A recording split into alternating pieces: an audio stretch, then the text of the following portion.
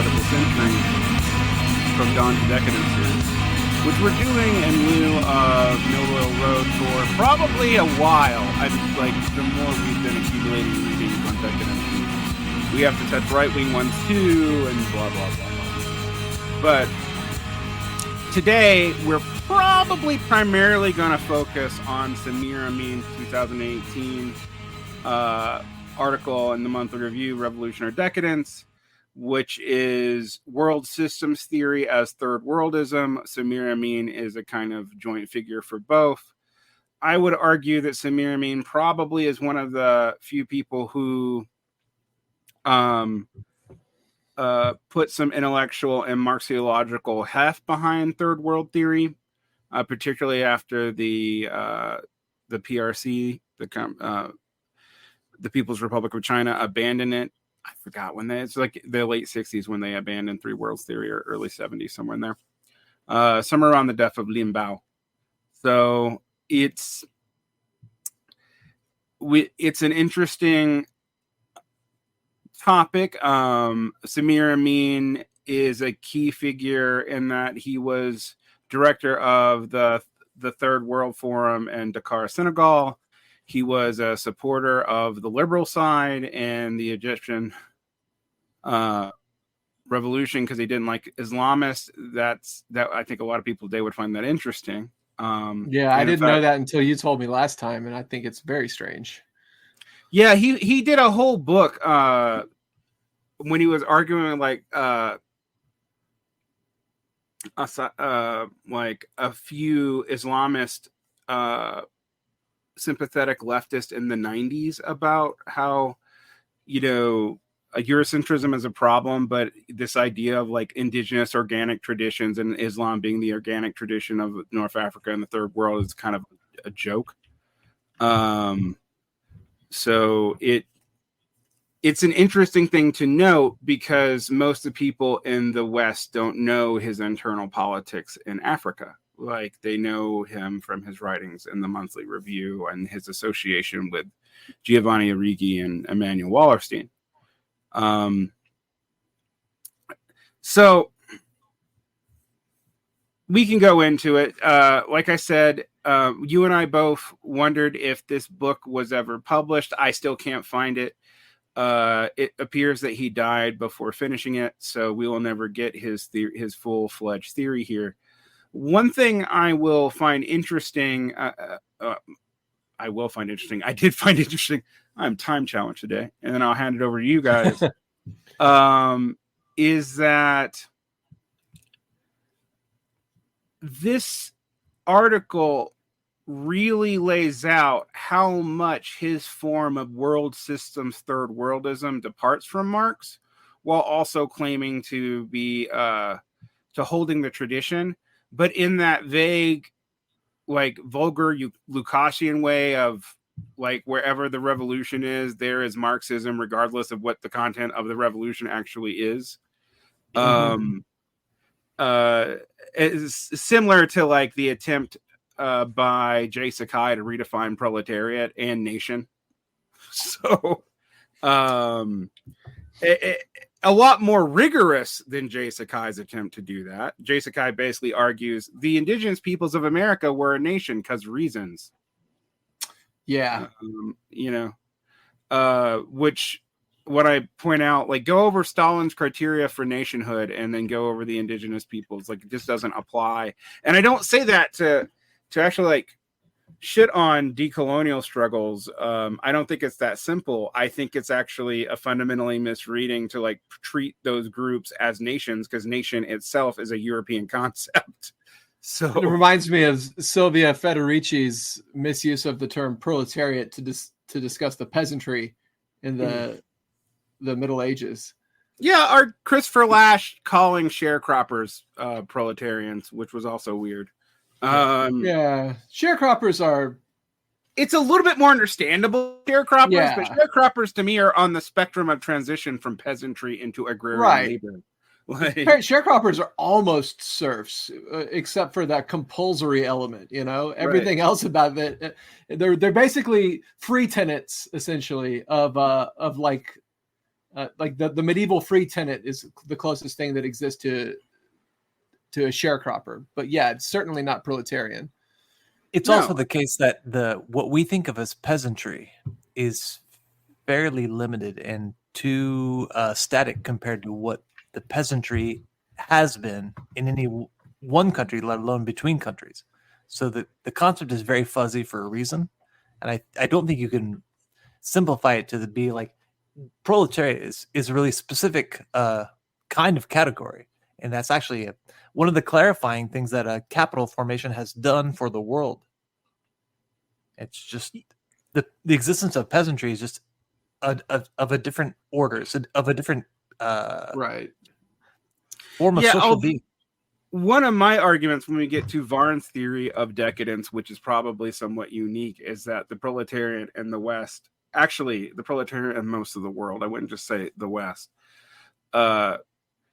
is overly complicated by internal stratification and divisions because it's existed so long and has been and de-integrated into capital structurally over and over and over again in ways that make many weird hybrid classes possible. And we have to remember, like, the fact that we still have lumpen at all is weird, considering Marx originally thought the lumpen came from two places: downwardly mobile petite bourgeoisie, and then everybody else who got screwed over in the transition from feudalism and absolutism into modern liberal capitalism. And those classes were decayed and falling into, in the Vermeer. That's his explanation for why they exist and why they're a problem. The issue we have today is that, well, when we have tons of them and we're not really supposed to. Right. Part of that's deindustrialization. Part of that, there's a lot of reasons for it. We talked before the show about an hour about my problems with most articulations of third worldism. I want to get this out clear, though. We all agree imperialism is real. We're not going that far. And although people mean one of the things the label imperialism papers over is, like, we don't agree on how no leftist, if you put four leftists in a room and ask them, what is imperialism? And they will give you an answer. And how is it bad? And they will give you an answer. But then you go, what is the mechanism that is actually working there? Right. And you'll get 20 answers from 10 people. I think if you pick a standard, like a simplified couple of points, like let's say you take Lenin's imperialism as a model for the flow, the formation and the flow and the maintenance of capital in the world today, then I would say that you would have to say that imperialism is an old framework. At least I don't think that doesn't exist anymore. And yet some things we can call imperialism. And that means I think that we have to recognize we're using the term differently than it was previously used exclusively by Marxists for a very long time. Right. And it's funny. If imperialism exists, because I think it exists, sure. But it's different than what Luxemburg and what Lenin and what Bukharin and what Hilferding and that whole generation of Marxists talked about when they talked about imperialism. Yeah, it's funny. At one point I said, when talking about all these different debates about imperialism and what our definition should be, I made the joke that it's like pornography. You know it when you see it, right? But like Ukraine shoots that completely out of the water, where we've got anarcho-NATOists and like the former ISO, which are all pretty much just lined up behind NATO, calling what Russia's doing imperialism, but what NATO's doing is not imperialism, and et cetera, et cetera. Whereas I maintain talking about like being on the side of both Gaza and Ukraine because of anti-imperialism, but like the side of Ukraine is armed and funded by the exact same side that the people in Gaza are fighting. So, I actually mentioned the letter where Lenin chastises Kotsky for even though he's anti-war, beginning to back off being anti-war because maybe supporting the Germans will lead to the liberation of the Serbians. And what Lenin says to that is basically, we support Serbian liberation, but not under these contexts because it would help one imperialist power against another. Right. Done. And that's sort of my stance towards Ukraine, which I think makes nobody happy. Because I'm like, look, I think what Putin did was an unwise act of aggression that has a definite provocation historically, but the regime in Ukraine is very much hard to support the more you know about it, even if you might want to support the Ukrainian people. And it is funny, though, because I think Putin's sincere when he says, I would just like to be fully incorporated into the imperial order. He doesn't use that last word, but that's basically what he says. Yeah. It's a kind of, to me, that's an inter-imperialist war with one side being slightly more, I don't even know what I would say that, because I would say NATO being slightly more problematic in the whole equation, and NATO being the only way Ukraine can really resist with any capacity. Should it have happened? No, but we don't live in that world, so great. No, it's great power politics. Getting involved in great power politics is getting involved in inter-imperial rivalry. And it's definitely drags everyone down in the process. Yeah, I mean, that's been my point about people who talk about multipolarity, as like multipolarity has poles. Poles are empires. I don't know, like that's what Hans Morgenthau meant. That's what C.H. Carr meant. That's actually even what Alexander Dugin meant. I know that most people who say they support multipolarity don't believe that. They think, I don't know, maybe if the United States had whatever kind of regime, we'd all sing Kumbaya with one another and just divide up the world, as if, the small powers are going to do that, without realizing that that's going to lead to a ton of proxy wars. But anyway, let's actually get to the article. Go ahead. There are a couple of different attitudes about multipolarity, and I'm sympathetic toward one, which is just that the way that things are now, the way things have been for the last, 50 years, has produced that those things have produced a stalemate. And so a new global reconfiguration might mean new ruptures in places we can't imagine, in ways we can't imagine. And in that sense, I get why there's a degree of enthusiasm behind the BRICS and the decline of hegemony of this side or whatever. Yeah, but that's a lot of asterisks, Yeah, I would say, my stance on that, and I've said this a billion times, so much so that, as I mentioned as we were talking on our last Dugin episode that Chris wasn't with us for, but in the time period that we've been covering the first half of the Dugin book, we've seen the rise and fall of left Duginism. Right. And I listened to that. Yeah, it was a good episode. And so, like, I think I've also noticed that Marxist-Leninists are using multipolarity a fuck lot less than they were just 6 months ago. Yeah. So it's like, oh, we don't like where this is actually going. And I'm like, well, I told you what it meant. But nonetheless, this is not Marx. This is not Marx is right, and he didn't talk about multipolarity, or Varn is right, and he's gloating, although I am doing that. This is Decadence Hours. And I thought this was interesting because this Samir Amin article is interesting because, like, its initial impulse, I think, is interesting. And I actually want to read this. One thing, this actually ironically gets into one of my debates with Chris Catrone, where everyone talks about Marx talking about capitalism. I go, Marx rarely uses the word capitalism. Normally when he refers to capitalism, he's referring to bourgeois society, which he also sometimes calls, and I think wrongly because it was poorly translated, civil society, right? Mm-hmm. Like civil society against the state and those ideas there. What he's talking about, like, because Bürger is what is the word being translated to civil, and Bürger is pretty much the German word for bourgeois. So, like, what he's really calling, and Engels actually commented this to a translator, it should be translated as bourgeois society, and that's what he's aiming against. in that bourgeois society produces in its contradictions what we now call capitalism. Weirdly, and it was actually surprising to realize this, if you read a good translation of Marx or read him in the German, it's not that he never uses the German word for capitalism, but he doesn't use it a lot.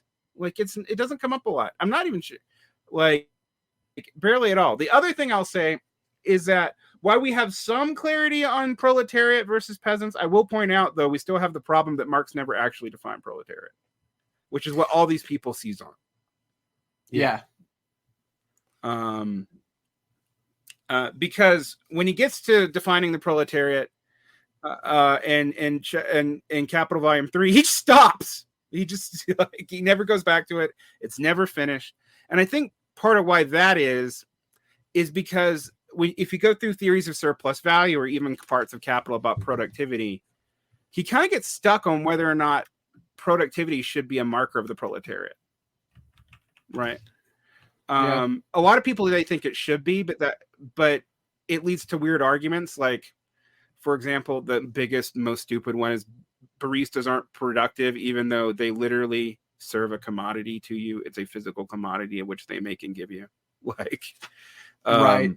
It's this argument that it's not productive of value, but you have to you have to basically do some algebraic equations to discuss what value is likely to where it can be actually found. I just feel like at a certain point that stops just being the point of the categories. And it is productive of value. Eminently political. Yeah, and also there's that. It sounds to me like what third positionists use to like justify including the petty bourgeoisie among their revolutionary subject, because they're a productive class. And you can like parse it any which way you want to exclude who you want to exclude and include who you want to include. Right. And to be like an edgelord American third worldist, you can exclude the SJW blue-haired baristas. There's and I know there's more to it than that, but that's why it's appealing. Yeah. Right. Well, I mean, there's a lot. There's both a lot more to it and nothing more to it, right? But this, Samir Amin doesn't do any of this. It's just this is where a lot of people has taken his ideas now that he's dead, and he can't say don't do that. Everybody likes world systems theory, even me. Even though I think it is a flawed paradigm, and the people who use it often miss the point that Wallerstein was making, that you can't just look at nations when you're doing this. Like there's cores and peripheries within nations, within capital, et cetera, et cetera, et cetera. Now, unfortunately, I would actually point out that I think Wallerstein himself doesn't always pay attention to his warning there, but nonetheless, that is what he says. This is interesting, though. So I just want to start off here. Let's get into the actual article. Marx never reduced capitalism to a new mode of production. Huh? He considered all dimensions of modern capitalist society, understanding that the law of value does not regulate only capitalist accumulation, but rules all aspects of modern civilization. So wait, how do modes of production not rule all aspects of civilization? I mean, yeah, that question is a very important one. I think more fundamentally is just like Marx starts by talking about a new mode of production. And then from that, he talks about the kind of society erected around that new mode of production. And then that is what we call capitalism. So it's it's not reduced only to new mode of production, only in the sense that there are peripheral developments out of that new mode of production. But but it's not even technically right. This is just wrong on the face of it. Right. I mean, like I could argue away. Like, I could do what Jason just did and try to charitably say that was true. Like, that he never reduced. That is what I do. Yeah. Right. He talked about the capitalist state. I mean, he had this big project. Hal Draper talks about in Marxist Theory of Revolution capital from the letters was going to be a much bigger thing, and it was going to start with the economics and then go through the politics, etc. Except the importance of the economics as he went through it seemed more and more important to Mark for explaining everything. And like also, the state was supposed to be volume 4, and then it was going to be eventually volume 5, maybe, and probably it would have become volume 6 if Marx lived to 90. It would have become volume 7. Right. I mean, we kind of have what ended up being sort of kind of volume 4, Theories of Surplus Value, which is itself 3 volumes long. Yeah. Exactly. But it is interesting that we never really get there. And one thing you can really fault Marx for, and Marx is for, and we know this from his biography, that he was never comfortable with the political aspect of political economy. He normally farmed the journalism on that out to Engels and would go in and like gloss it with, economic interpretations. Like, with few exceptions, we get hints of Marxist theories of the capitalist states in the civil wars in France and in the Room and that also gives us hints of what could be called Marxist decadence theory, which is that the progressive notions of liberal bourgeois subjects hit the wall and trying to maintain property and, quote, regress back to feudal forms of government. Wait, you mean that brand new thing which just started happening, which has made us into techno neo-feudalist society under our noses? Yeah. Oh, okay. Yeah. I think, that's the beginnings of a theory of the capitalist state. But we have to basically say that Marx's theory of the capitalist state as the ruling committee of the bourgeoisie is woefully underexplored. Right. Right. Yeah. All right. Let's get to the other things he said. But rules all aspects of modern civilization. Civilization talk is also weird. I mean, I know we have all this Marxist Sam Huntington talk these days, but like that has always struck me as bizarre that we have talk of civilization in anything. Like Marx is like, don't we take civilization as a given? I don't know. That's one of those words that just, I guess, I don't have a problem with it, but again, it's like I might be injecting all of my own interpretation, and so in order to make it clear, it should be developed. There should be some, like a line, even, just to indicate exactly what that means. That unique vision allowed him to offer the first scientific approach relating social relations to the wider realm of anthropology. I mean, anthropology barely existed when he wrote, but okay. In that perspective, he included in his analysis what today is called ecology, rediscovered after Marx. John Bellamy Foster, better than anybody else, has clearly developed this early intuition of Marx. Kohei Sato has complicated it. Anyway. So we have here, hey, that thing you think that Marx does, he didn't do that. Marx was also into anthropology and ecology, which is true. Although I would also argue that, like, who wrote more about both of those things for both good and ill? Engels, not Marx.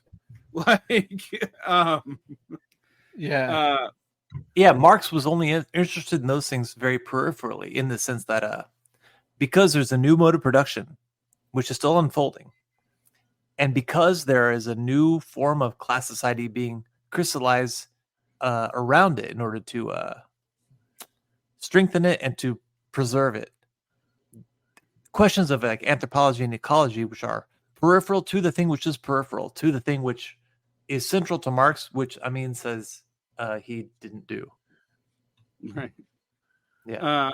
I also share, and I'm skipping a paragraph about, Varn and Sweezy, because for those who know me, you should know that I think those are the accidental two worst Marxist scholars in human history. Yeah. I don't think that they meant to be that bad. But I think them trying to marry the Bukharin view of monopoly capital to Fordism and then people maintaining that even after Fordism's long gone has been kind of a disaster in Marxist analysis. Because one of the assumptions of Varn and Sweezy is that the primary contradiction of capitalism was solved by basically management. I mean, that's more or less what they're saying. I also share another intuition of Marx, clearly expressed as early as 1848 and fully formulated until his last writings, that according to which capitalism represents only a short bracket in history. Oh, I hope that you are. I mean, in so much that all of human civilization that isn't hunter-gatherer represents a short bracket in history, sure. I mean, on the, what is it? The anatomically modern humans appeared about 100,000 years ago. So yeah, sure. and and we've had civilization for it might be more than that actually, but I think that's wrong. I think it's 200,000 years ago, and I think we even have evidence of abstract thinking and burial rites and stuff as early as 200,000 years ago. 233,000 years ago in Ethiopia. Yeah. Thought I remembered stuff from when I was an anthropology student. All right. Well, I took one anthropology class with you, Jason. Remember when we took that class together? Oh, that was actually a really, really good class because it was about it was physical anthropology. Yeah. It was about magic, witchcraft, and religion. And two anthropology classes. And about how a typical linear way of thinking goes. We graduate from magic into witchcraft, and we graduate from that into religion, and then we graduate from that into science. And he was like, a better way to understand it is a way which I now would say is dialectical. At the time, but we took two classes then, because the one I was thinking about was the physical anthropology class, where we looked at all the different skulls and we had exams on when trying to categorize which one was which. Oh yeah. When people was ask me well, if evolution's true, then where are the missing links? I was like, dude, they're fucking everywhere, all the time. Yeah. This is another problem I have with David Graeber. I'm not going to get on, but his hostility to any form of evolutionary thought really pisses me off. It's so weird. I don't understand that at all. And people don't even pick up that he's hostile to it. And I'm like, oh yeah, he's very hostile to it. Anyway, real weird. But all right. I share another that represents a short bracket in history. Its historical function being to have created a short time, a century, the conditions calling for moving beyond communism, understood as a higher stage of civilization. That's kind of true. Except that I'll be honest, I keep on putting the birth of capitalism earlier and earlier, our bourgeois society earlier and earlier. Didn't we say last time? Well, I said last time that an easy date is 1500. Mm-hmm. Yeah, that's pretty much where I put it. Is shortly after 1492. And there's so many things that develop around that time period. Although I think to have it be a recognizable, no matter where you look, it's really more 20th century. 1650 is when it starts to develop. But well, okay. And I would, go ahead. I would say of course, you people who've listened to us all together have heard me bring this up several times before. The northern Italian city-states, right, in the high Middle Ages, are developing what clearly looks to be a bourgeois society, but it's abortive. Yep, I'm with you on that. I'm also I've read Brundall talk about that. You also see similar capitalist developments in monasteries in the 13th century, but they don't go very far because they're still in a largely feudal context. So I would, and some people that's the birth of capitalism. I'm like, no, that's just market relations beginning something that would look like it, but that's closer to a collectivist collectives engaging in a market than anything close to capitalism. And if you like A, libertarians and B, Jairus Banerjee, think that any market with any form of currency equals capitalism, you start moving merchant capitalism. Banerjee does this. He moves merchant capitalism all the way back to the fucking end of the Roman Empire. there are elements of what becomes capital the Roman will, but it doesn't go anywhere. Well, the reason why Banerjee does this, just to completely explain them, he says that if whatever relation predominates, even if you're other relations, you are that thing. He doesn't really believe in hybrid forms, but then that means whenever he sees markets, which I don't think is actually the good marker for capitalism. I think wage labor plus banking are the two markers of capitalism. But anyway, as a staunch Wickhamist, I have to disagree with him. Yeah. So, but I tend to think Marx was overly optimistic about how quick it was going to be to overthrow capitalism. And I also think it's interesting that even Marxist-Leninists will say this without realizing that's what they're saying, when they're constantly saying, oh, we had to develop productive forces more. And I'm like, well, the more you say you had to develop productive forces, you're actually contradicting Engels while also citing off in that same book. And sometimes I'll even cite the paragraph I'm talking about without this part of it, where Engels says, oh, we need to develop productive forces, but by 1888, we already had enough to have communism. Yeah, I think that the world that Marx was describing and the predictions which people like Kautsky made were all true from around the 1840s till around the 1940s. But the existence of the Soviet Union and the Allied states and the development of nuclear weapons, all of that changes the calculus.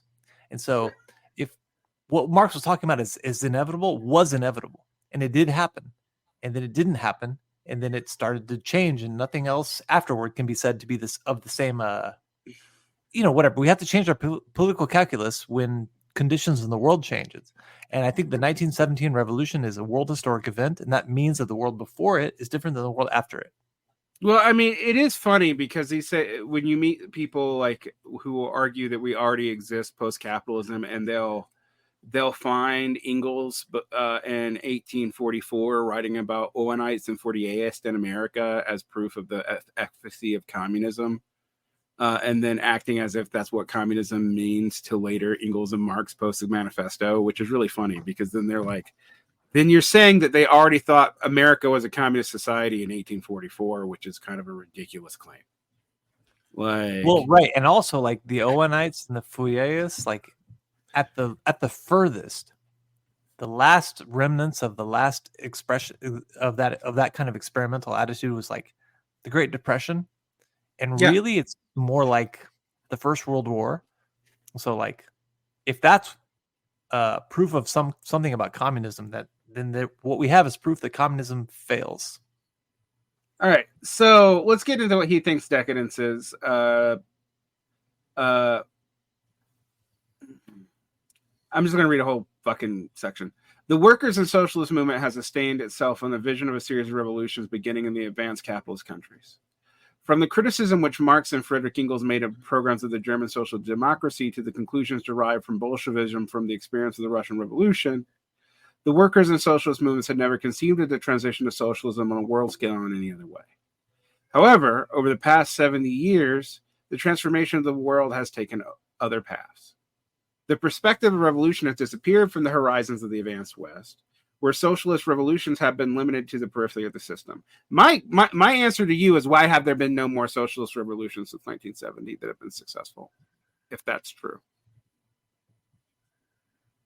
78 is literally when the name of developing national liberation movements moved from things like Pan-Arabism and Marxism into stuff like Islamism and stuff like that. And most of those revolutions also fail. Right. So it's just this claim seems like, well, history has changed, but we're also stopping history around 1975. Shut the fuck up. Anyway. These have been integrated developments of sufficient ambiguity for some people to see them only as a stage in the development of the expansion of capitalism to a world scale. Well, I wouldn't say some people. In most of these cases, what happened to these former colonies, even when they claim to be Marxist, with the exception of like 5 countries, Vietnam, Cuba, North Korea, although it's hard to say what that even is. China, and what else is left? Yeah, nobody. I mean, it depends on it depends on the year, because like in Ethiopia, they maintain some fealty to Marxism-Leninism until the 90s. In Angola is the same until like the late 80s, I want to say. But this is written in 2018, my friend. Well, yeah, by the time he writes this, it's very clearly, you have to ignore a whole lot of history in order to make this argument. Right. I mean, this feels like these are arguments I saw in the 60s and 70s where they were defensible, right? But yeah, it's hard to defend this now. And I think it's ironic because, remember, as I said, Samir Amin was highly ambivalent about the Arab Spring because he distrusted Islamists. So it's like, okay, but the major form of revolution in your area of the world now is not one you would support. So how was he? What was it? What was his stance on like the Islamic Republic of Iran? And I actually don't know. Yeah. I don't know. He might be one of the many people who talked about the Islamic Republic of Iran as like Islamist Leninism without any Marxism, which I actually think is kind of probably true.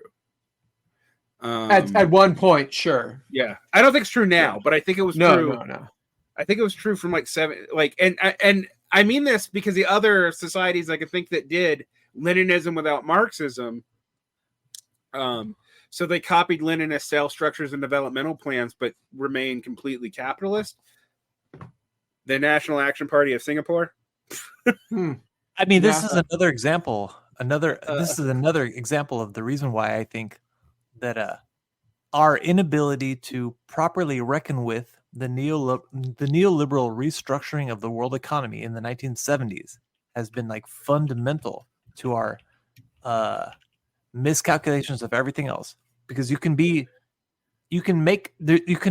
are some excusable reasons why you could say this or that about a developmentalist regime, even in spite of it not being technically a workers' movement.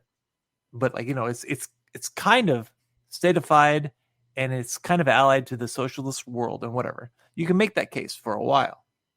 By the 80s, look around the world and everybody's they're in the same trap, and that means the political calculus has to change again, and we just haven't changed it since the fucking 2 generations ago.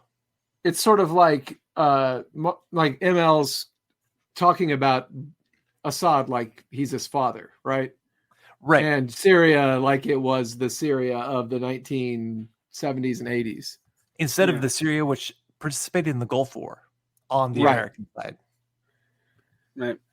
Well, it just tells you don't trust the Americans. But yeah. But that is part of our of the need to change our political calculus. Is like look around the world and see what you actually have to do now. And so far, it's just doing the same thing still, no matter what. Like I would actually argue Gaddafi like expelled like 30,000 Palestinians from Libya, and participated in whatever. All these developmentalist regimes are on the other side of the Great Divide at a certain point. Also, none of them are really that Marxist at all. No, none of the two that you mentioned. Yeah. Like we could talk about Angola or Ethiopia, right? But it's hard to talk about Syria. Right. I mean, Syria had some vague, developmental program that was socialist in the way that Arab nationalism postured itself as socialist, but that's it. Definitely not Marxist. Well, right, and the same thing with under Egypt, like under what's his name, Nasser. You can make a case that like there's it's tangentially related and it might grow over into socialism or whatever. But by Sadat, which is still like 70s, still 70s. In the 70s, by the 70s, across the board, all over the world, that is it's proving to be a pipe dream. Basically, by the time that all the anti-colonial revolutions are done, they're no longer a thing to be hopeful about. Right. An analysis of the system of unequal development gives us a different answer. So we have the system of unequal development. Now, I want to point out, and I pointed this to you off air, that I am supportive of the idea that the developed world has been primitively accumulating in the developing world for forever. And that's both what drives Lenin's imperialism, but also what we see today, which I think is actually closer to Kautsky's super imperialism, even now. Yeah. Because the great powers are not directly fighting. Right. They're indirectly fighting, which is what Kautsky predicted. Now, Kautsky's writings on colonialism are shit, so I don't want to sound too pro Kautsky in this, but it is interesting that as soon as you get the weapons, the situation that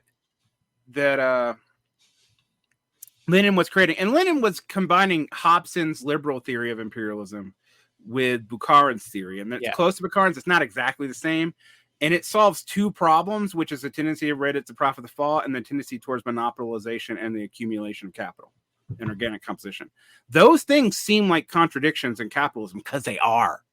Yeah. But everyone always focuses on one of them, but not the other. People focus on organic composition and capitalist development of forces, or they focus on the tendency of rate of profit sprawl. But those two things interact, and Lenin was trying to see how that would affect political economy.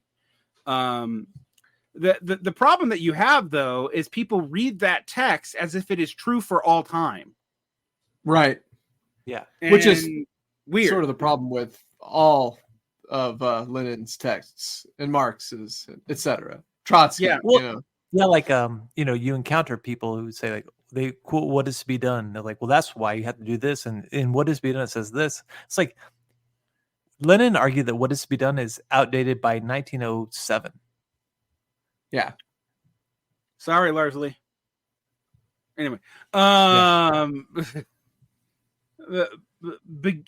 also, you and I have both read a lot of Eric Van Riet. People should really read. And I'm going to do in my theory book group, we're eventually going to do The Political Thought of Joseph Stalin by Eric Van Riet.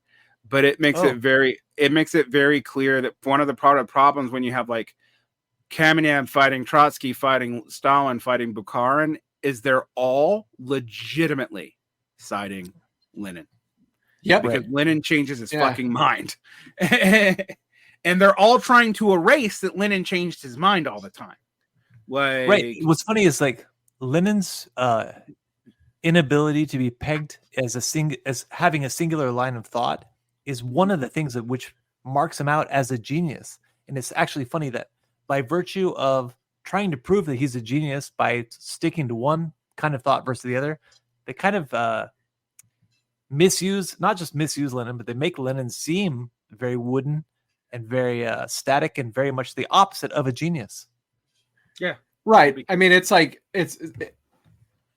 talking about Lenin like a political figure rather than like a saint, trying to write a history of Lenin rather than a hagiography is what, or demonology. That's the other thing. Or demonology. Yeah, that's the other thing. Right.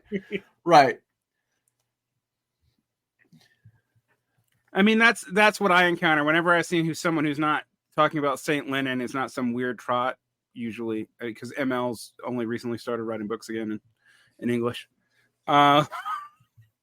Being a dick, but kind of true. Kind of, yeah. I guess you could consider what does Lucerdo writes in Italian originally. It's just translated to English. Trots have really cornered the Lenin market, the literary space for the last couple of generations, for sure. Part of that's part of that's anti-communism. I will grant that. Part of that's also, though, that the internal rules of the CPUSA really had them not engage in debates with liberals or with Trotskyists. So then what the fuck were they going to say? Yeah. Who the fuck is left? And then you get a proliferation of weird writings about this stuff in the sectarian New Communist movement of the late 60s and 70s. But those people don't sit down and write a fucking book. They don't. They write screeds and pamphlets and then drop out. And we never hear from them again. All right. Let's get back into this because we got we got distracted. Over the past 75 years, the transformation world has taken over the past. Blah blah blah. We already read that. Beginning with the contemporary imperialist system, the analysis obliges us to consider the nature and meaning of unequal development in previous historical stages. So instead of like analyzing what's happened since the 70s and the beginning of world systems theory, we instead go, we're going to compare the U.S. to Rome. All right. The comparative history of the transition. Go ahead. I'm sympathetic to that need, or that declaration of a need, but only as a second order. The first order is still to analyze the conditions that we're actually in right now, and then compare them to previous systems, previous modes of production, and so on. You and I both, I mean, all of us here both agree that you should compare. I mean, otherwise, why would we have done a whole series talking about Christopher Wiccan and Hinton and all those people? I mean, like, yeah. If we don't think the I'm end all of the about Roman comparing stuff to Rome. Yeah. I am one of those people who like thinks a whole lot about the Roman Empire, but I also think about the Parthian Empire and the Seleucid Empire, and I'm kind of a empire thinking dude, actually. Yeah. But I'm always like, the problem with middle-aged men when they get into either Rome or Nazis is that they don't go deep enough and weird enough. Like, there's so many more weird empires to study. Therein lies my PhD concentration, and I got into reading about Nazis and then found some real weird guys that were way more interesting. Yeah. Thus, the similarities of the current situation and the end of the Roman Empire have led those historians who are not proponents of historical materialism to draw parallels between the two situations. On the other hand, a certain dogmatic interpretation of Marxism has used the terminology of historical materialism to obscure thought on this theme. The Soviet historian spoke of the decadence of Rome while putting forward the socialist revolution as the only form of substitution of new relations of production for capitalist relations. Yeah, that was a Soviet problem. I agree. Fuck, it's a problem for a lot of Western Marxists now. I hate the term Western Marxist after, and you know what? I don't even blame Lacerda for me hating it. I blame Perry Anderson. He should have never done that. Anyway, because now a stupid insult has been flipped on its head, and what happens when you invert a stupid paradigm? It remains stupid. All right, but it's also different. Yeah, it is now differently stupid. All right, it's not to say that everything Lacerda says in that Western Marxism book is bad. For those of you who asked me, yes, I've read it. It's more that it's kind of based on a caricature of a few particular Marxists, often quoting from their non-Marxist writings. It's very strange. Like, anyway, back to this. I've never read it. Yeah, I would suggest reading it. The Lacerda one, not the Garrido one. I've read both, unfortunately. The Lacerda one made enough good points that I didn't feel the need to throw it against the wall. But there were entire chapters where I was like, why are you citing Ernst Bloch before he was a Marxist and not mentioning anything afterwards? And why are you pretending that Togliatti didn't lead the Eurocommunism? Oh my God. Well, anyway. You could say you could do the same thing with Lenin, except for that Lenin historiography has been retroactively fitted in such a way as to make Lenin a perpetual genius according to whatever the line of the author is. Yeah. Right. So if you're a Soviet influenced Marxist during the Cold War, or if you were, no matter what, if your Marxism is pegged to what the Soviet Union taught, then you can make those kind of mistakes, because you can look at a figure at different points of life and pick any one random moment to be like, that's who they are forever. Because that's what I do with Lenin, and that's true. So, yeah, they do that a lot. It's a bad historiography. Also, it's part of the general socialist activist confusion of historiography with history. Like, they can't tell the difference between claims about interpretations of history and historical facts. Yeah. Anyway, back to the text. Although this is a historiography problem, believe it or not. The following comparative analysis of the form and content of the ancient and capitalist crisis in relation to production addresses the issue. The differences between these two crises justify treating one in terms of decadence and the other in terms of revolution.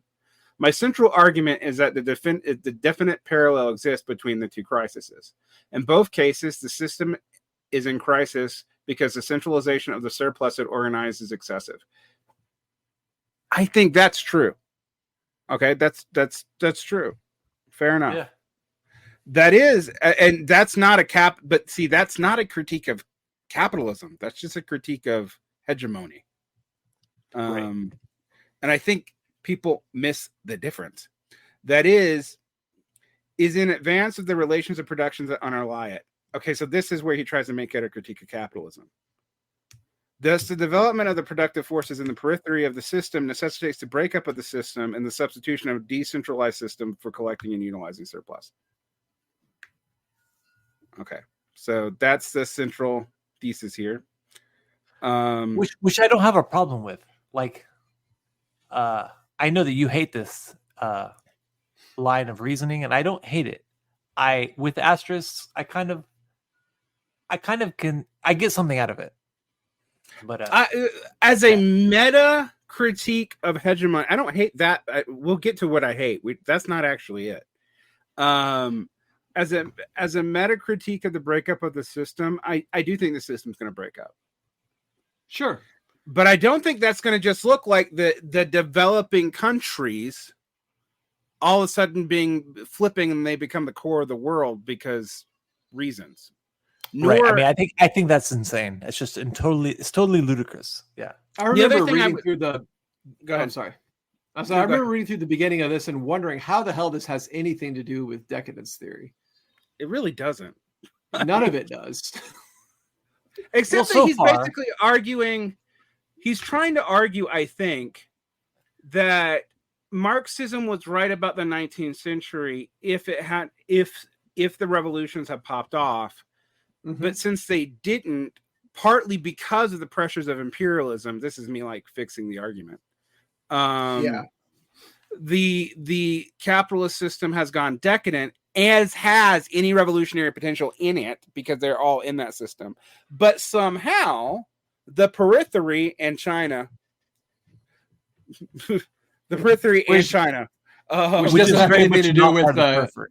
Yeah, and very much not part of the capitalist system, right?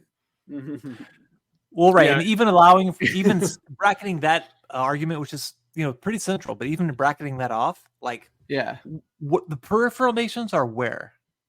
Like, what are the peripheral nations? Well, basically, in the 1960s, they can't be China or Vietnam. They can't be. Even Wallerstein says that Brazil. Those are semi-peripheral, right? Yeah, right. In the 60s. Well, right. Those were semi-peripheral. And there is an argument that they're Oh, go ahead. I said now that they're completely integrated into the world economy, and China is like an completely fucking powerhouse. Integrated in the world economy. Yeah. Now there's a separate argument that Portugal, back when it was an empire, back in the 1970s when it started to lose its empire, became recognized as part of, it was peripheral to the core of European capital concentration. And so in that sense, a lot of countries are peripheral, but either way, China is just not. So I would say like Central and Western China is peripheral to capital, as is the Rust Belt and the Southern and the Bible Belt, basically in the United States. Yeah, sure. And Wallerstein's analysis does not, as I mentioned earlier, actually break this down in the nations, although he kind of does sometimes, but mostly he actually does say that we're only talking about nations as shorthands because we realize there's cores and peripheries in nations too, blah, blah, blah. But if you do that, then this third world thesis is really hard to believe, because then there's cores and peripheries within the capitalist core. Then why are we talking about this as a geographic problem?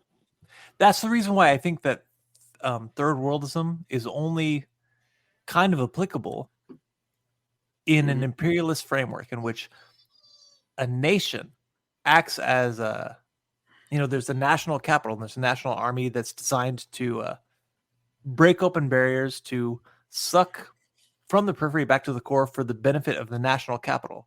neoliberalism changes all that, and now it's become very clear that the difference between the core and the periphery in the U.S. is kind of the same as the difference in Brazil or in China or anywhere else. It's actually way worse, as we mentioned earlier. It's way worse than in China. Like China does actually do things to mitigate its core and periphery differences, but it knows it has them. You have to redefine what periphery means for it to work now. Yeah, right. Yeah. Well, the thing is, you can't core and periphery stuff. I used to accuse of being crypto Maoism, and I still think it a little bit is. But like, I think it is. Samir Amin's the only person who explicitly ties it to third worldism, because we have to remind listeners that what third world thesis used to be, as represented in its most recent instantiation by now trader Zach Cope, who's become a neoliberal. That's funny. You guys saw that, right? Maybe you didn't. The guy who wrote the definitive economic text on third worldism, which was not very good, Zach Cope, has become an ardent neoliberal. Huh. Well, interesting. Sure, why not? He has rejected all of his prior writings on the topic, etc. Which means that, but for those of you who don't know what the argument was in the 80s, all right. So there's been three phases of third worldism. There's three worlds theory in China during when Mao and Lin Bao were getting along, and that stated that the U.S. and the Soviet Union were the first world. I know, weird.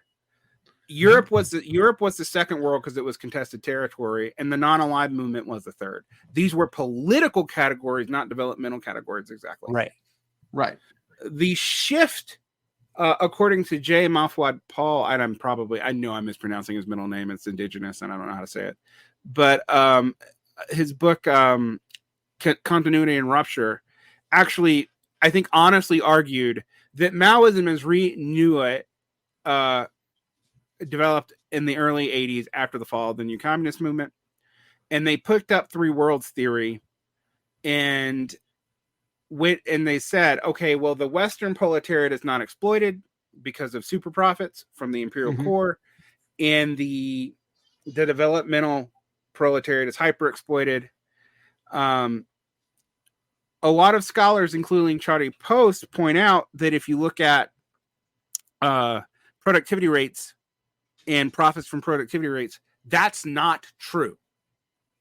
Right. And again, it's because, our criticism of neoliberal restructuring and austerity measures is precisely the opposite of an argument that the first world workers are bought off by the super profits.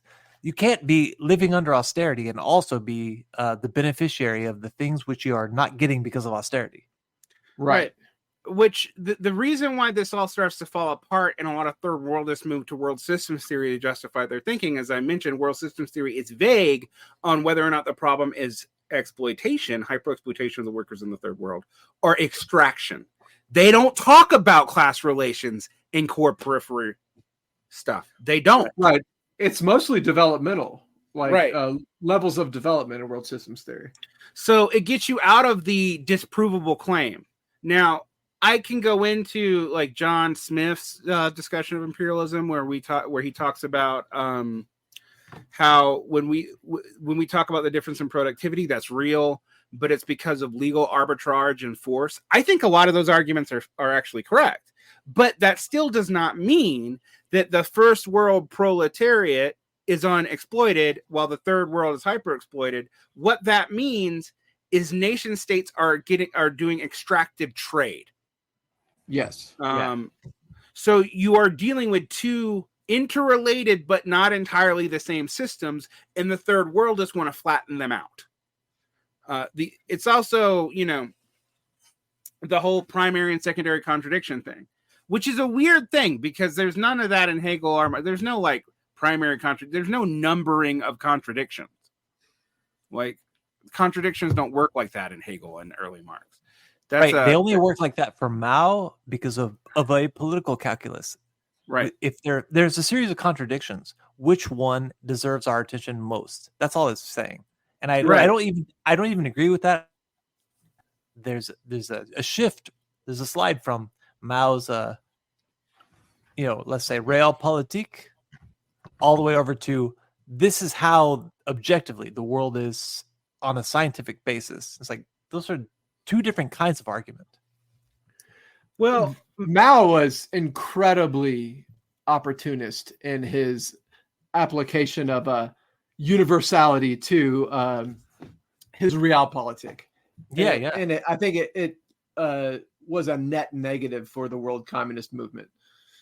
Yeah, no, it definitely created the Sino-Soviet split. But I also think he was trying to paper over the difference between Chen Duzu, who gets kicked out of the party for eventually becoming a Trotskyist, and Li Dazhao, who was the other founder. Li Dazhao, concurrently to Mussolini at about the same time, says, well, if we're talking about national development, why don't we just apply proletarian? Why don't we apply class statuses to countries? Yeah. And Mao does not pick that up. Mao does not talk about China as a proletarian nation as such, but he does say, well, national development and national borders is necessary for the international, blah, blah, blah. And the one thing we can even if you believe, and I'm actually one of the people who believe there are real communists in the Chinese. I don't think it's like they all want to be capitalist. I think they mean what they say. I think they think they're doing a giant NEP.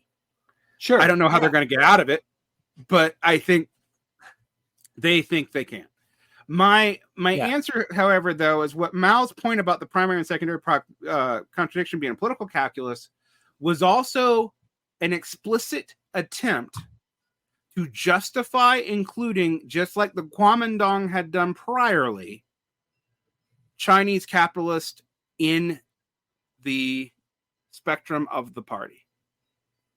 Yes. And that's why there's 4 stars on the fucking flag. That's exactly right. Right. The 4 stars represent class collaborationism. Right. And it's real weird when you see American Dungists try to argue that we need to do that, because even Mao had been like, no, the developed world doesn't need to do that. They've already done their capitalist development. They need to dispossess their bourgeoisie. And we're like, no, you see people now using Deng and Mao to argue that we need a national consolidation project in the United States. Oh my God! So that we could rebuild our crumbling infrastructure. Yeah. That's the thing about living in this time of monsters. Lots and lots of very weird hybrid forms appear. Right. So I do think that there is something to what Amin is arguing here, but the fact that he sees himself in the third world is. And yet he doesn't believe in like what we would see as like Western third worldism. But what he posits is even vaguer. Like the thing is, my point about world system theory is it's not wrong about cores and peripheries existing.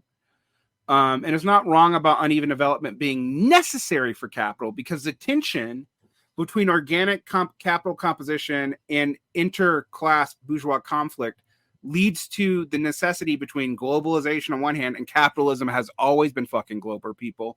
It was from that's one of the reasons why the Italian city-states didn't become full capitalist countries is they never went imperial.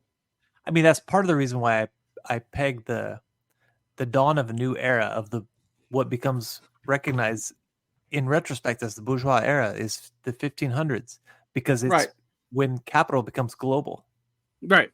That's the whole point. That's the primary distinction, I think, between the old world, the old order, and the new order, is that we hit a limitation at home, we just go abroad, and that's the everything else is downstream of that, and that's and that leads to tensions. I mean, it leads to tensions in the capitalist order itself. But anyway, okay.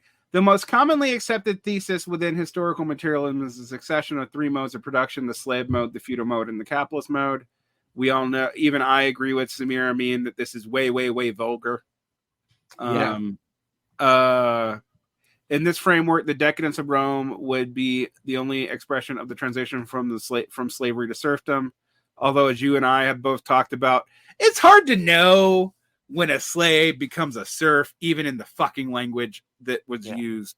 It vaguely happened somewhere between the 9th century and the 13th century. So, I think that in the Roman Empire also, but in the late Roman Empire, you see that category being muddled as well. Mhm. Because if you remember Wickham, he talks about the latifundia switching to systems of rents, right? Yes. Yeah. Right.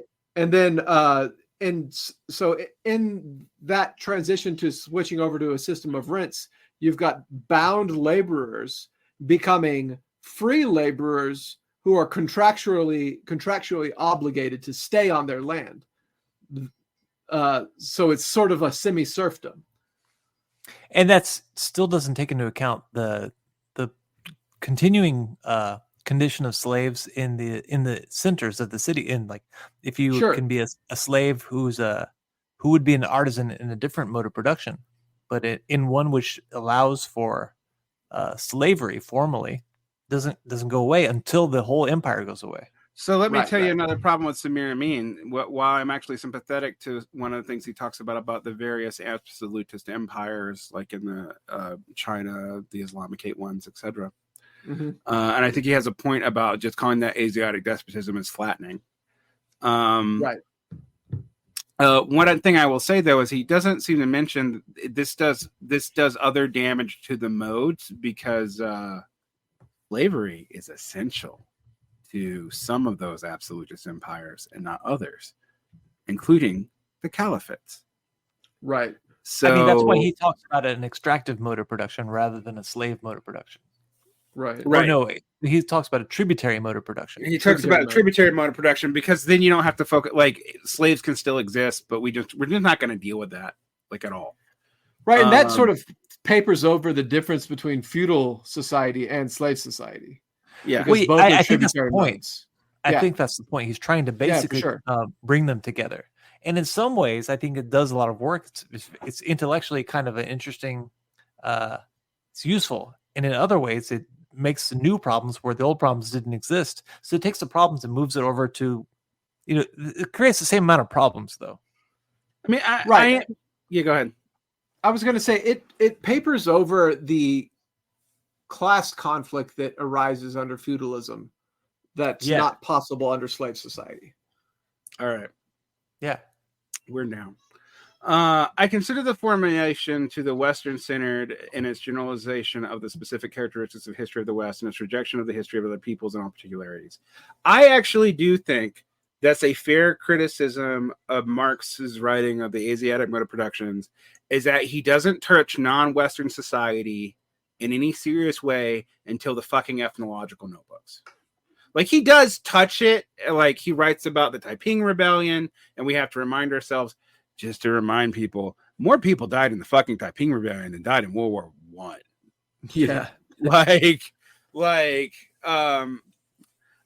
Just to remind, like, 4 times the amount of people. The bloodiest per capita war in American history is a Civil War, and it's like 1/20th of the Taiping Rebellion. Like, it's insane.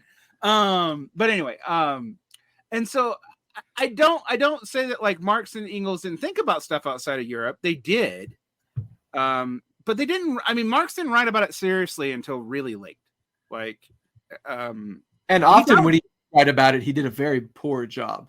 Right, like his early writings on imperialism in India are just bad. Really bad. Yeah. But I mean, I do think like by the time you get to the ethnological notebooks, and you start seeing his interest in non-European societies and him writing about the United States, even though the United States he considered a post-European society, he might have like Marx used the term settler colonial, but he probably wouldn't have thought that was a bad historical analysis of what was going on there, because he mentions that he thought that the United States was part of the European world still. Okay. Choosing to derive laws of historical material from universal experience, I have proposed an alternative formulation of one pre-capitalist mode, the tributary mode, towards which all class societies tend. So all class societies forever turn into tributaries. And I think this is universal because it's so vague it's meaningless. Yeah. I do think it fixes a problem, Jason, but I also think it's so vague that I'm like, I can literally describe like the big man theories of Papua New Guinea before we're even talking about states as a tributary mode of production, and I can describe the Umayyad Caliphate that way. I can describe Qing and Ming China that way. If I can describe all those societies with the same fucking mode of production, it doesn't mean a goddamn thing. Like, right, because they start to be political distinctions. So there's a tributary mode of production, and then there's a private appropriative mode of production, and at some point maybe there'll be a collective mode of production. So there are three concepts of production. mm-hmm. And internal to those, now the new designations are political designations. So feudalism, whatever else, that's now political designation. And that means we have the same amount of work to do on this question. Right. It's like you haven't actually solved anything. You've just, like I said before, you've taken our problem and you moved it over to where we didn't already have a problem. Right. I mean, I think what Samin is trying to avoid is like what liberal historians do when they're just like, there's no such thing as capitalism or feudalism or any historical periodization at all. That's the mantra of the modern liberal historians, like historiography that we learn in historiography 101 as grad students. It's just like periods do not exist. Everything is a longue durée, and there's even taking the Annales School idea of the longue durée and then flattening that even further. So yeah, periods don't exist. There's no such thing as systems. It's basically. Well, the thing is, like, if you zoom out far enough, yeah, that's true. If you zoom out far enough, you can't see the distinctions between what we call nations. But if you zoom in close enough, the distinctions are dramatic and very visible because they're both true. Well, I mean, this is my problem with, like, yes, I can do the longue durée thing, and if I really start doing it, I'll start like telling you that most everything that we see in the transatlantic actually began in the fucking Crusades. Sure, but, like, and I will do that and mean it, but I mean, I personally think that there is value in the Annales School method of looking at the longue durée, looking at trends in the way that populations shift and the economy shifts, because then you can tell, if you zoom in further, that long trends in the shift of economics lead to ruptural moments that help to redefine things. But like just pretending like, oh, just because millions of people died and the world was thrown into turmoil and several countries shifted over to new modes of production after the Russian Revolution doesn't mean the Russian Revolution is important, because on the grand scale of things, it's only a blip, which to me just seems like a really disingenuous way to look at the world. Right. That seems like if you're taking Hegel's position and making it, utilizing it to argue the opposite conclusion. I think it's also responding to a different, also popular in liberal circles historiography, though, which is the episteme views of Foucault, where like every era is a completely foreign country. We don't know why anything transitions anywhere. They're closed epistemes into discussion. Have a good day. Like, God, man, that guy just that pops up. He turns up like a bad penny everywhere. Which is terrible ideas. Well, I mean, it's like structure. It's like, it's structural Marxism without any Marxism, and with like, we're not going to try to explain the transitions. Just new epistemes emerge. Have a nice day. I mean, it's without Marxism and really kind of almost without structure as well. Yeah. It's structuralist, but it shouldn't. It's post-structuralist. That's what he called himself.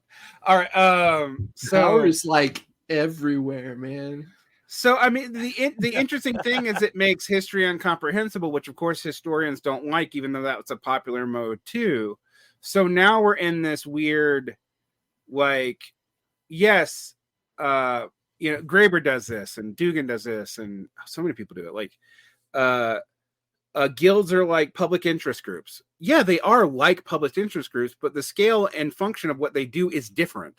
Like, they're related, but they're different. And it's that whole like pretending that when scales change and it changes the entire way you organize around the scale, that somehow because X emerged from, or Y emerged from X, that X is Y, is so fucking frustrating.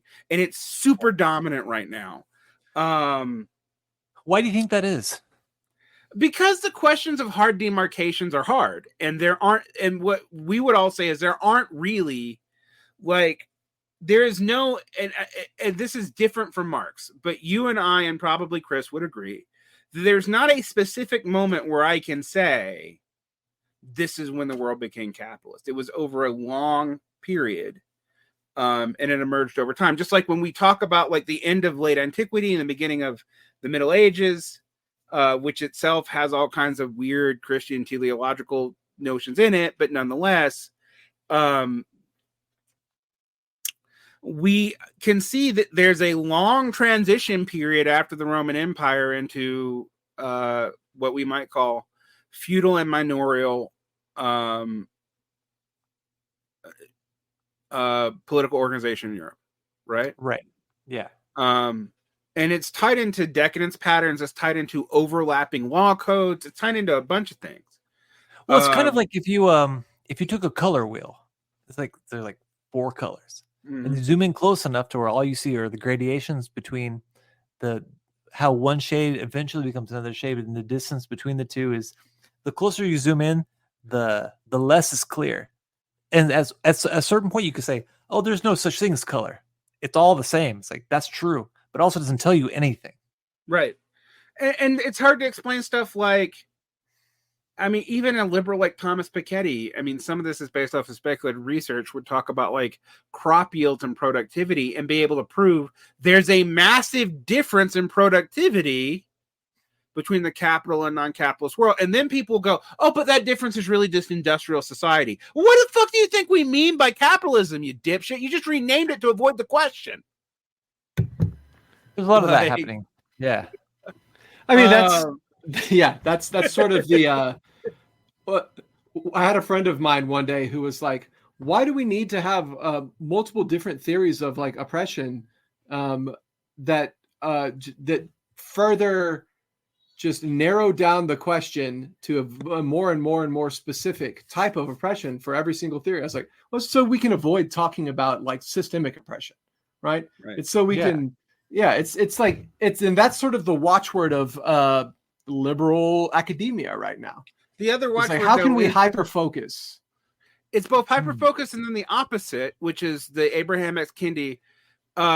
Systemic racism, implicit bias, and bigotry are all the same thing. We're just going to go back to calling them all racism because it's confusing to have multiple types. Right. Yeah. But systemic you handle them entirely different. Like, go ahead. Systemic racism to liberals is just the aggregate of everyone's individual racism. Right. Yeah.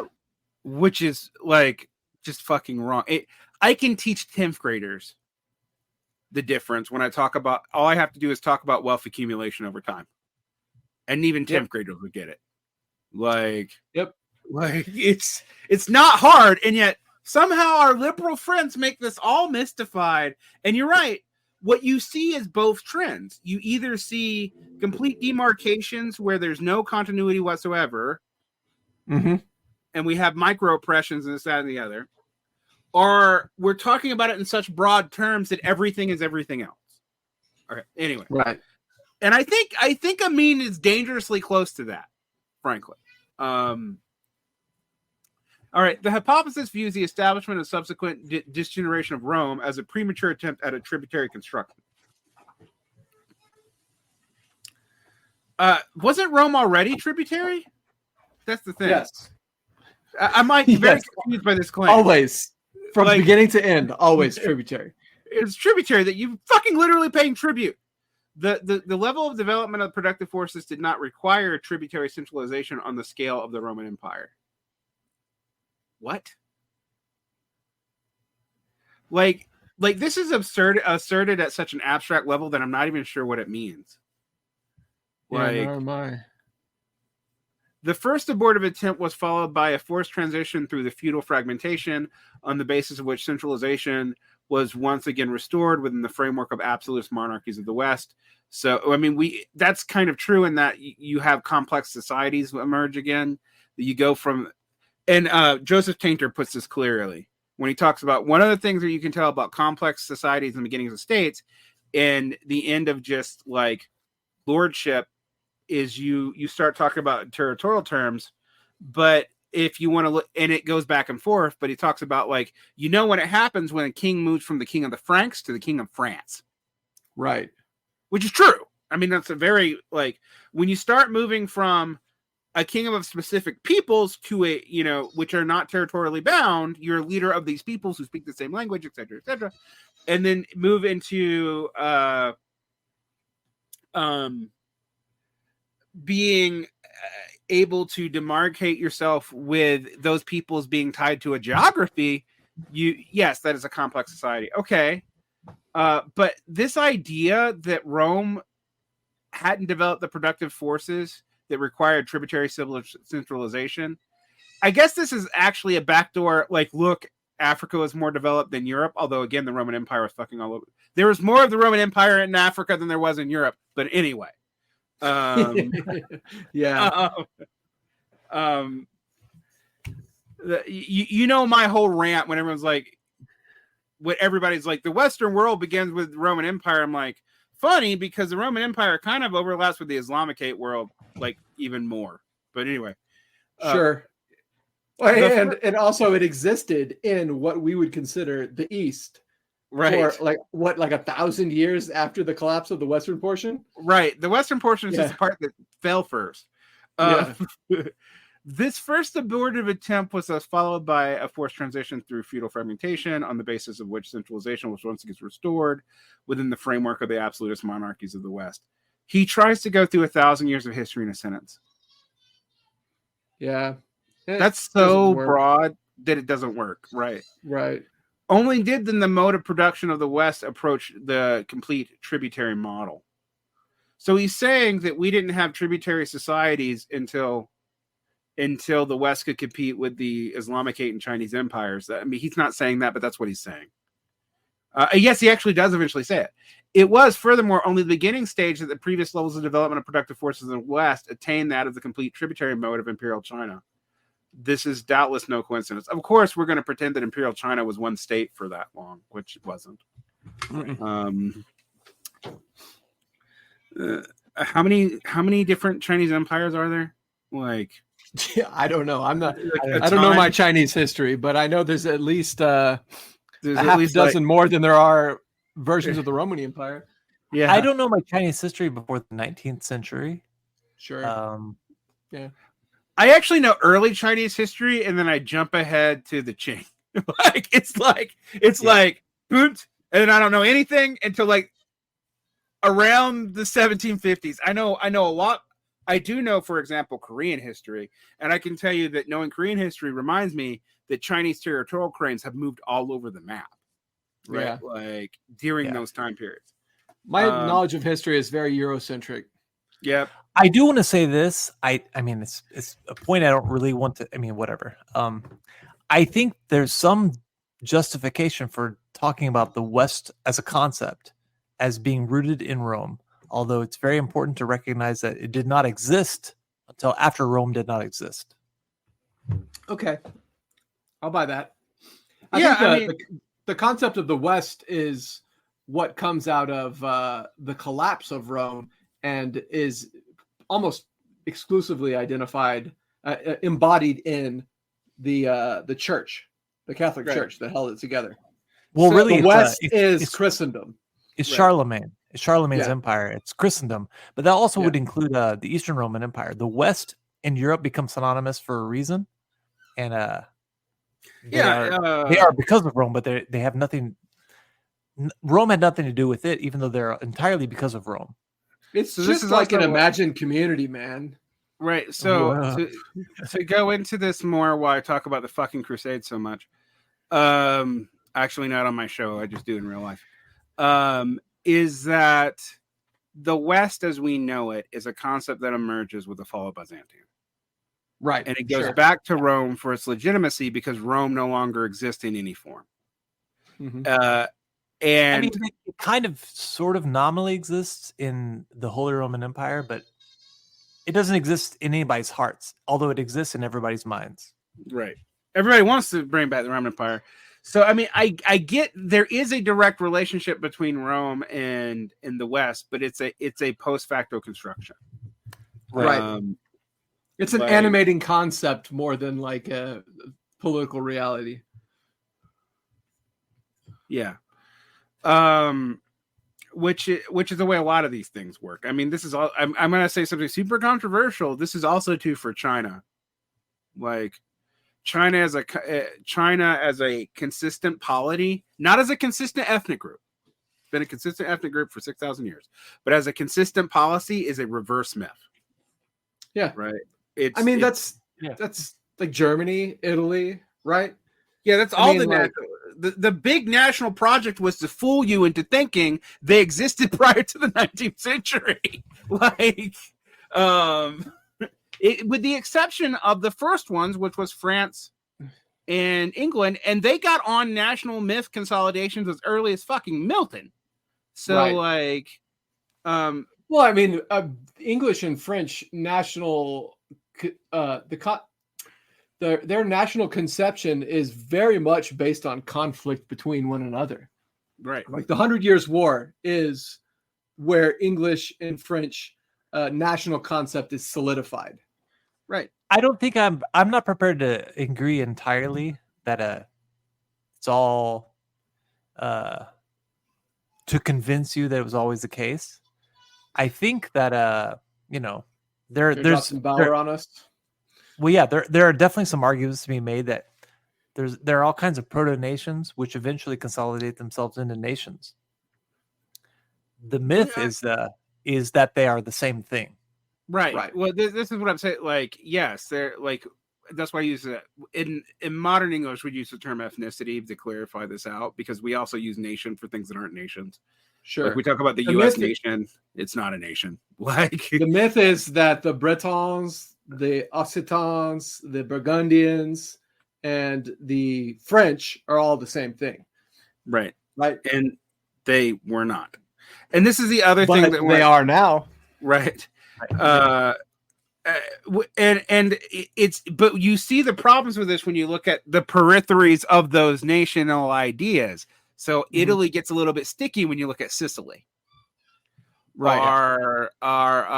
France gets a little bit sticky when you talk about the Bretons. Actually, that's actually where it's a little bit weaker. Right. Or the sort of almost non-existent anymore ethnicities that exist in the Apennines, right? Not Apennines, the Pyrenees. Right. England gets real kind of ticky when Britain gets real kind of tickly when you have to deal with Wales and Scotland. Right. Like, it's like, are they part of it or not? Yes and no. Like, it's, go ahead. There's a further complication too, because if you're French, you now, unless you're of the very far right, French means whoever moves to France and adopts French customs, speaks the French language. So the concept of French now is much closer to the Roman concept of Roman than the old French concept of French, which was an ethnicity which, as an identification, had to be forced upon other ethnicities. Now that project has been so successful that it is no longer existent. So you could be from Algeria and you move to France, but you're actually a Frenchman because you grew up in France, whatever. So other than the fact that his tributary stuff is so vague, I don't know what he's talking about. I actually agree with the idea, but the idea that I didn't realize his tributary mode went this far because I don't understand then what isn't tributary. And according to him, pretty much everything is, including modern Western society. Yeah, that's where he loses me. I think you can make a case for slave and serf based labor regimes to extract tribute. I think it's a lot harder to make the case that the extraction of value from labor is also tributary because it's fundamentally different. Right. The backwardness of the West, as expressed by the abortion of Rome and by the feudal fragmentation, certainly gave its historic advantage and needed a combination of specific elements of the ancient tributary mode of barbarian communal modes of characterized feudalism and gave the rest its flexibility. This explains the speed with which Europe passed through the complete tributary phase.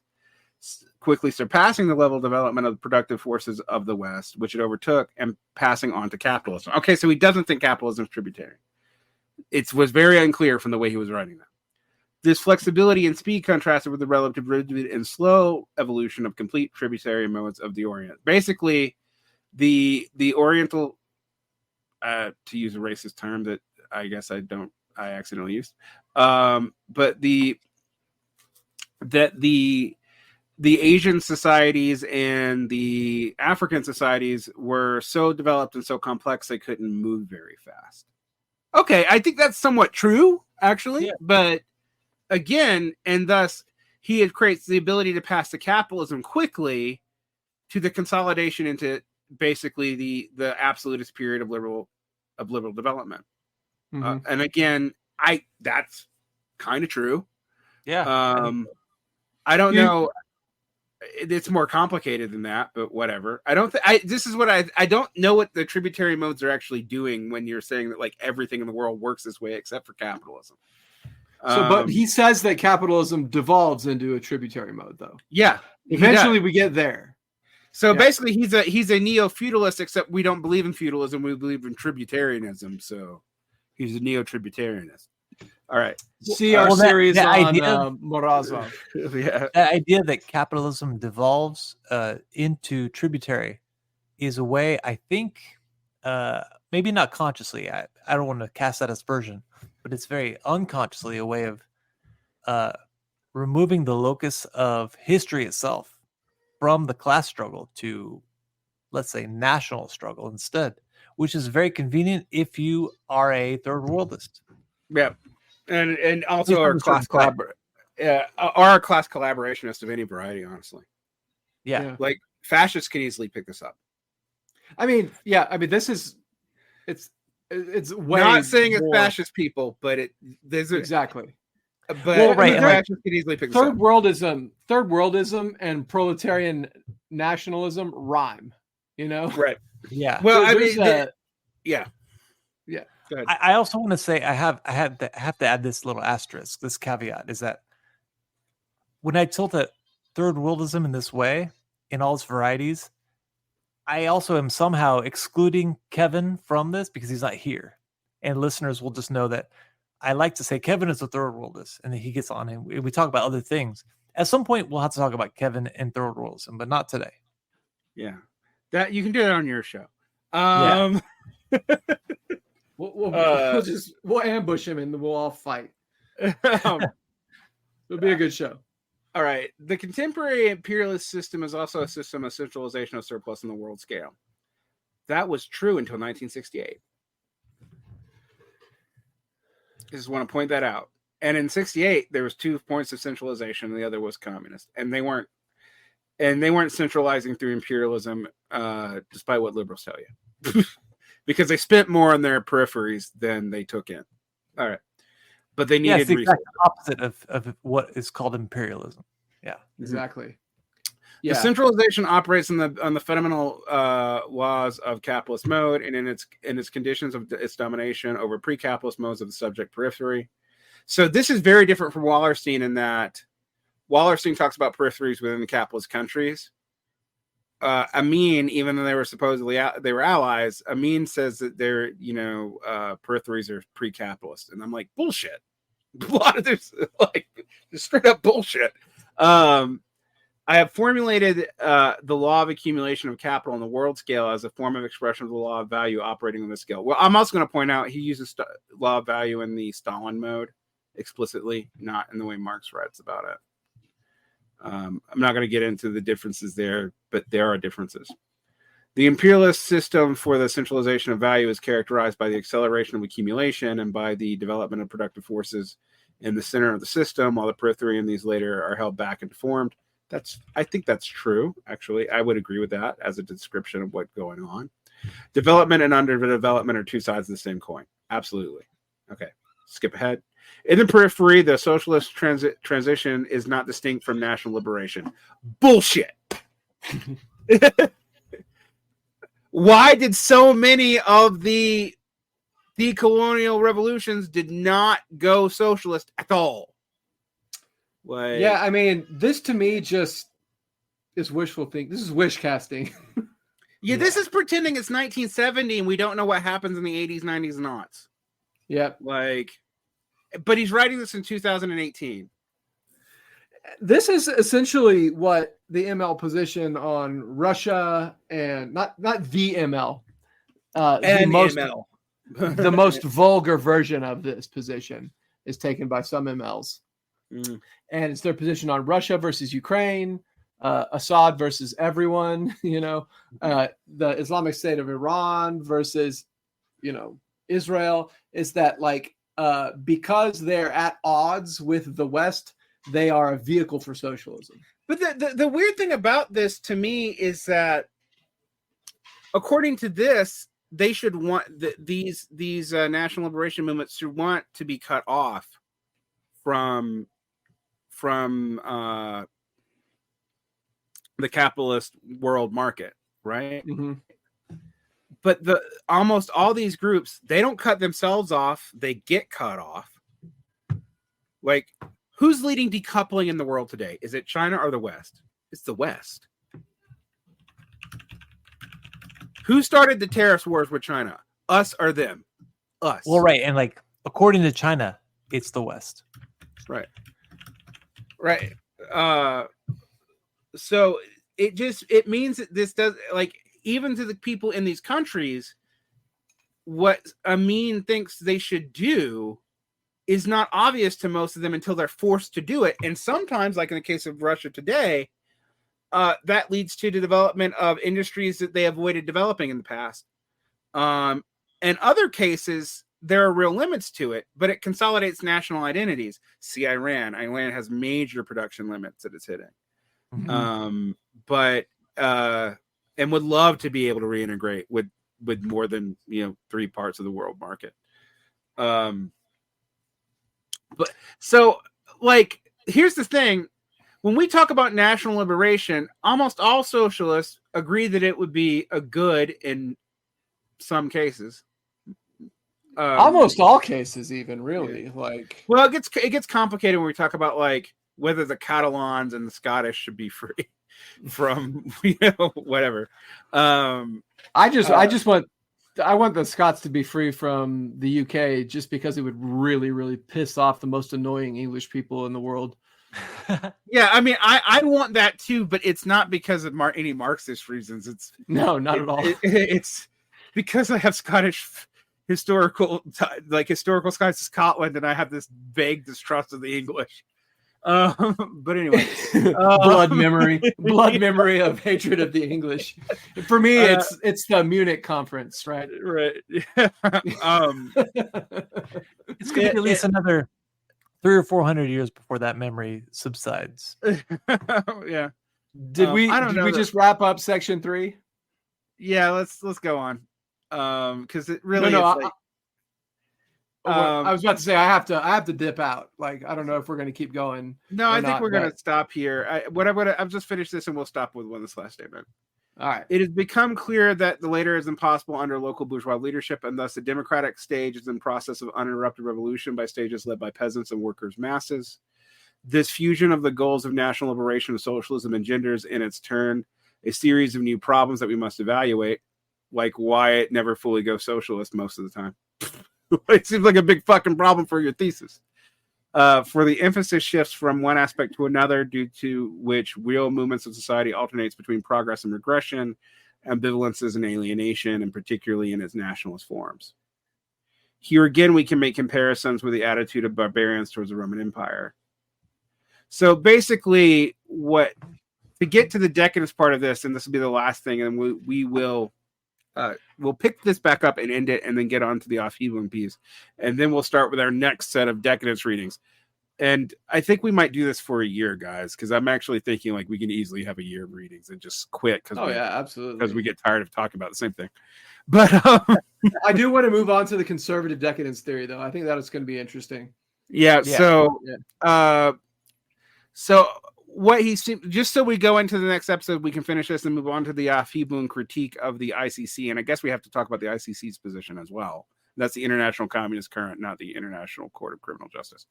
International Criminal Court. what he's arguing here is it took the West forever to hit a tributary mode of production after the fall of the Roman Empire because it didn't develop the technology it needed to be as large as it was for whatever reason. That is vague as fuck. I'm not convinced by that, but everything after that, which I do sort of see, that it takes the West a lot longer to consolidate into a polity like the Chinese Empire, the Mughal Empire, the Islamicate world, etc. Right. And that capitalism is devolving into tributariness. So basically, this is neo-feudal thesis, except not feudalism because we don't believe in that. Right. And it's also third worldist because the way out is in the developing world because national liberation is automatically the same as socialism because reasons. Yeah. And I even I agree to a certain extent that the gigantic national polities that become the modern nation states, like France, England, etc., developed later than in the East because of the reasons that he lists. Because they develop later, they also develop on more stable ground. Right. Absolutely, because they can piggyback off of prior development. Right. Right.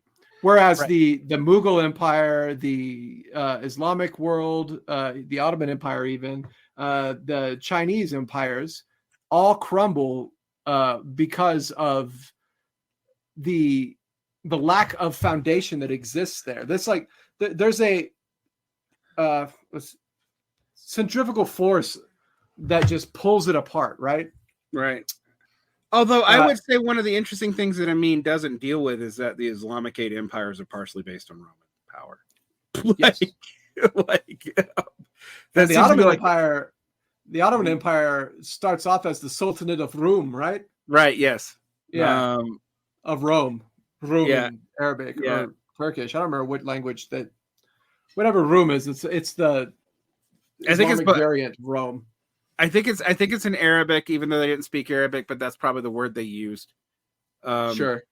And when they say Rome, they mean Byzantium / Constantinople. Yeah. They don't mean Rome. Right.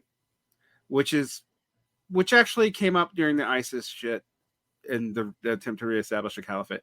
But I mean, I think it's interesting. This little paragraph actually does describe why he's worried about regression in national movements.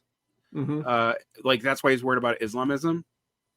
He does, I want to say that, he doesn't think that this is all good, even though he's presenting it so here. But if you actually look at what he writes in his own countries, and when he was in Senegal, he's originally from Egypt, by the way. Yeah. You get that, he actually does have a much more nuanced understanding of all this than he's presenting here. But that's the core of his Decadence claim, and we'll come back to see how he finishes it. I just think it's weirdly, for a guy who wrote the book on the problems of Eurocentrism, he seems to really buy the myth of Rome as the development of European identity, which as we said, it both is and isn't. As soon as Byzantium falls, it is. And that's why, I also talk about this in development of race. There's a Christian shaped hole in whiteness. Mm-hmm. But it's still a problem here. And I just feel very unsatisfied by this so far, even though I don't think all of it is wrong. I think it's more right than the vulgar third worldism we talked about earlier, but Mm-hmm. it's still extremely limited and doesn't seem to have that much to do with Marxism really at all. No, not really. Yeah. So far, it seems barely at all. Yeah. Yeah. So on that note, we got to get out of here. I got stuff to do. Chris has got stuff to do. Sorry, you guys don't get a 3-hour episode today. We'll meet back in a month to finish this off and talk about the Off Hebong 3-point series on Decadence and also the ICC's position, so we know what we're talking about when we get to that, because it's a critique of a specific group of people. And then we'll get to conservative Decadence theory for probably a while. Probably. If we do a close of reading of Ross Douthat as we're doing of Samir Amin, then we're going to be doing this for years. Yeah, sometimes I don't need to go as as in detail as I do. I just want to make sure we get the claims right. All right. No, I mean with Amin, yeah, there's a lot packed in here. Douthat's writing a book for like mass public consumption. It'll be way easier. It'll be way easier to get through. It's nowhere near as intellectually sophisticated either. No, although I will say, reading that book, I almost asked you guys, should we read From Dawn to Decadence by Jacques Balzan, but I don't really want to make you guys read a 700-page book. Yeah. But reading Douthat, I was like, I agree with 60% of it. Yeah. I was about to say, I agree with more of it than I disagree with, which I guess that just shows how red-brown we are, right? Yeah. Yep. Even though we've been complaining about red-brown people and class collaboration this entire show, the fact that we would admit that conservatives might have a point about anything, that makes us dirty Strasserites. Yep. All right. And on that note, we end.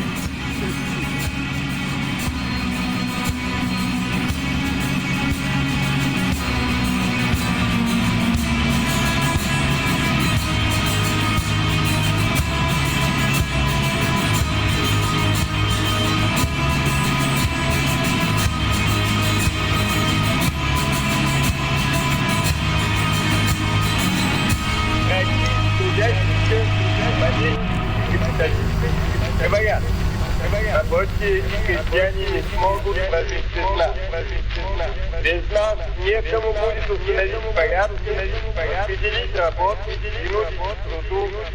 Без нас все развалится и государство распадется.